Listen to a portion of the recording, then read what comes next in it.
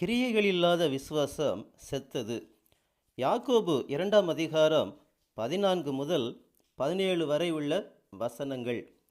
என் சகோதரரே, ஒருவன் தனக்கு விசுவாசம் உண்டென்று சொல்லியும் கிரியைகள் இல்லாதவனானால் அவனுக்கு பிரயோஜனம் என்ன? அந்த விசுவாசம் அவனை ரட்சிக்குமா? ஒரு சகோதரனாவது சகோதரியாவது வஸ்திரம் இல்லாமலும் அனுதின ஆகாரம் இல்லாமலும் இருக்கும்போது உங்களில் ஒருவன் அவர்களை நோக்கி, நீங்கள் சமாதானத்தோடே போங்கள், குளிர் காய்ந்து பசியாருங்கள் என்று சொல்லியும் சரீரத்திற்கு வேண்டியவைகளை அவர்களுக்கு கொடாவிட்டால் பிரயோஜனம் என்ன?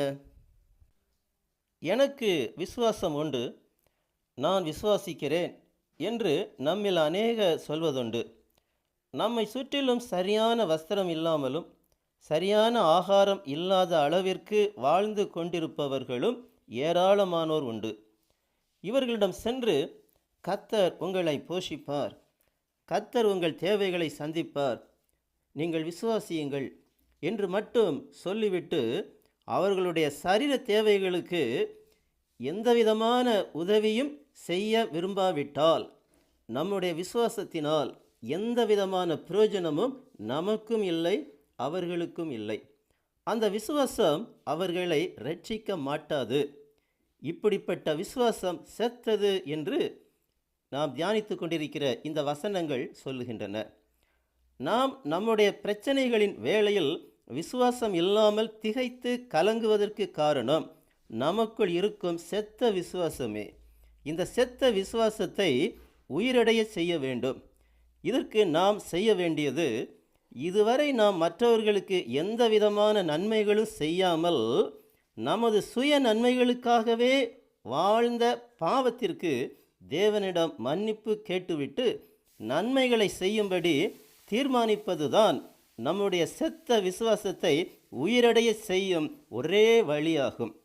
எபேசியர் 2ஆம் அதிகாரம் 10ஆம் வசனம் சொல்லுகிறபடி, நற்கிரியைகளை செய்கிறதற்கு நாம் கிறிஸ்து இயேசுவுக்குள் சிருஷ்டிக்கப்பட்டு தேவனுடைய செய்கையாக இருக்கிறோம் என்பதை நம்முடைய நினைவிற் கொள்ள வேண்டும். நசரேயனாகிய இயேசுவை தேவன் பரிசுத்த ஆவியினாலும் வல்லமையினாலும் அபிஷேகம் பண்ணினார். தேவன் அவருடனே கூட இருந்தபடியினாலே அவர் நன்மை செய்கிறவராயும் பிசாசின் வல்லமையில் அகப்பட்ட யாவரையும் குணமாக்குகிறவராயும் சுற்றித் திரிந்தார் என்று அப்போஸ்தலர் 10ஆம் அதிகாரம் 38ஆம் வசனம் சொல்கிறது. நாம் ரட்சிக்கப்பட்டோம், அபிஷேகிக்கப்பட்டோம் என்றெல்லாம் சொல்லுகிறோம். கிறிஸ்து இயேசுவை பின்பற்றுகிற நாமும் நன்மை செய்கிறவர்களாய் சுற்றித் திரிய வேண்டும் என்பதையும் அறிய வேண்டியவர்களாய் இருக்கிறோம். இவ்விதமாக நாம் நம்முடைய ஆவிக்குரிய ஜீவியத்தை அமைத்து கொண்டால் மாத்திரமே நம்முடைய விசுவாசம் ஜீவனுள்ளதாய் மாறும். கர்த்தராகிய இயேசு கிறிஸ்துவின் நாமம் மகிமைப்படுவதாக. ஆமேன்.